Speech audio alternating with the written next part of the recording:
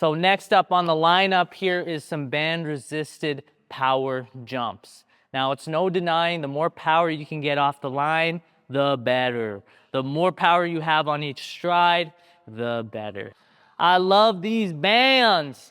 So let's hop into some band resisted power jumps. We're using here the RQC Quick Connect system, super simple to use.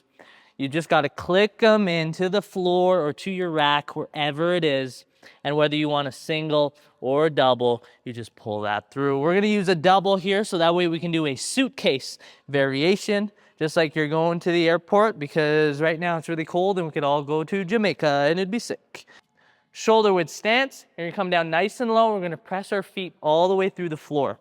We're going to jump up. We're going to come right back down. I want you to come all the way to the bottom or as low as you can, so that we can really fire those glutes up. You're going to drive through, pause, drive through, pause, drive through. And if you want that endurance, you can keep jumping here, but I recommend just staying at the top. If you want to really isolate that, we come down to the bottom and we're going to push through, we're going to come down. We're going to push through and we're going to come down. Now, if you're avoiding some impact, all you got to do is come to those toes.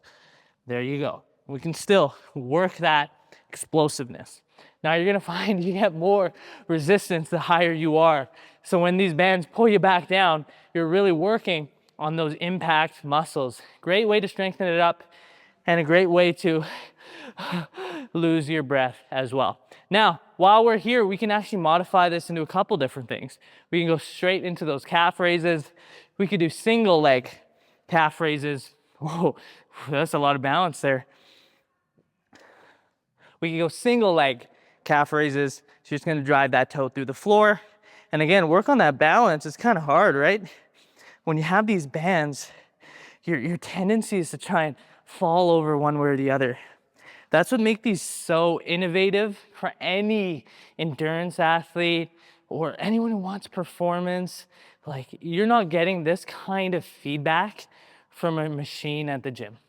Bands are the solution to getting the most realistic game day scenario in your training. Even right now, as I'm out of breath, my feet are getting pulled every what way. When you're running a race, it's not perfect. Your feet are gonna be on rocks. They're gonna hit a off-camber sidewalk. You're gonna have to dodge someone who took too long at the aid station. You're always gonna be on the move. So using these bands, you're always working those little muscles and you're training and preparing for that game day situation.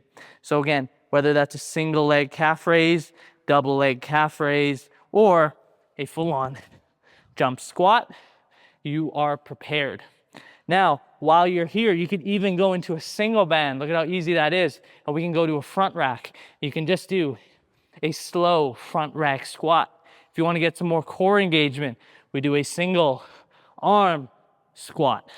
Like I said, bands are so flexible and they're going to help you achieve what you need to do to get that PB.